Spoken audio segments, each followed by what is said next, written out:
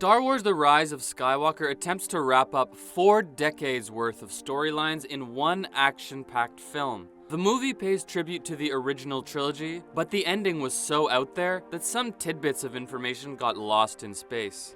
Call up a Hammerhead Corvette. I have an idea.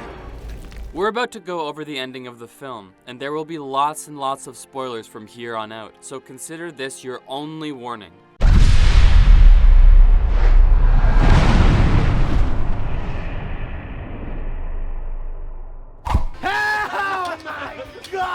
One of the most visually tasteful moments of the film takes place right at the end. The screen erupts with the lights of hundreds of jumping ships as they floor it out of hyperspace. The movie ends with a deliberate battle between the First Order and the Resistance. Newly built Star Destroyers weigh in on the fight, ready to lay waste to their enemies. When the attack first kicks off, the scales aren't tipped in the right direction. But that all changes when Lando Calrissian and Chewbacca make waves through outer space. Lando and the Wookiees succeed in rounding up a swarm of fighters who hurriedly join their cause. Their numbers are so outstanding, it's almost as if every free spacecraft in the solar system has flocked to their side. This makes for a super inspiring moment that restores our hope in the galactic universe. But the fight isn't over yet, because the pièce de résistance lays yonder in the Sith planet, where a freshly resurrected Palpatine is about to face off with Rey. Yes, I know. Oh, and let's not forget about the big reveal that happens near the end of the movie. Rey's last name is Palpatine, as in Emperor Palpatine's granddaughter. This revelation was something else, and it kicked the Last Jedi's theory to the curb. Turns out your average spacewalker can't become a Force user simply because he or she desires to. Instead, you sort of have to be in tune with the Force through birth. Rey's newly revealed last name explains why the Force is strong in her. She's Force royalty, after all. This Rey I am your grandfather moment caught some fans off guard, while others saw it coming from a light year away. Violence.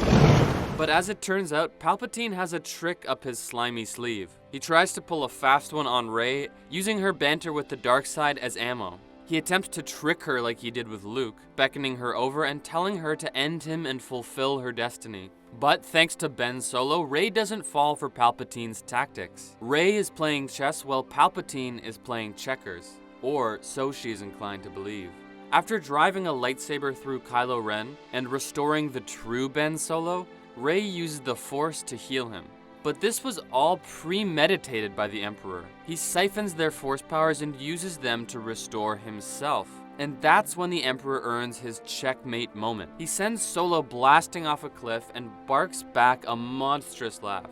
In a classic show and tell moment, Palpatine reveals the extent of his powers, claiming that he carries all of the Sith with him, but Rey isn't fazed. In that moment, the finest Jedis that ever lived hum tunes of encouragement into Rey's ears. And it's all she needs to hear to know that she can win the fight.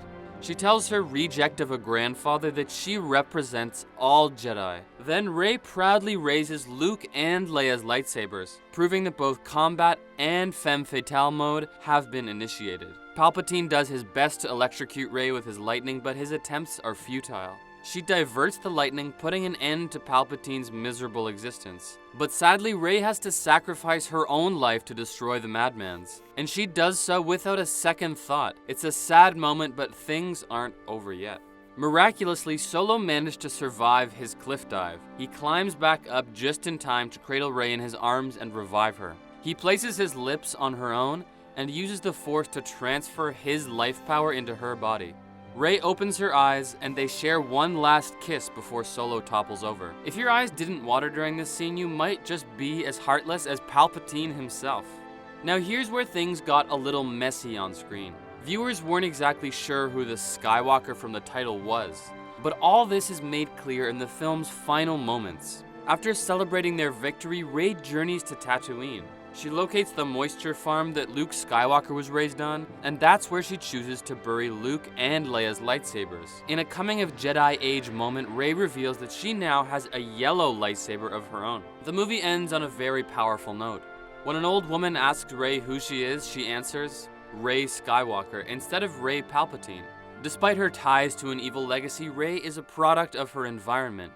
She is the Skywalker from the title, and she rises as the twin suns of Tatooine start to set on the desert planet.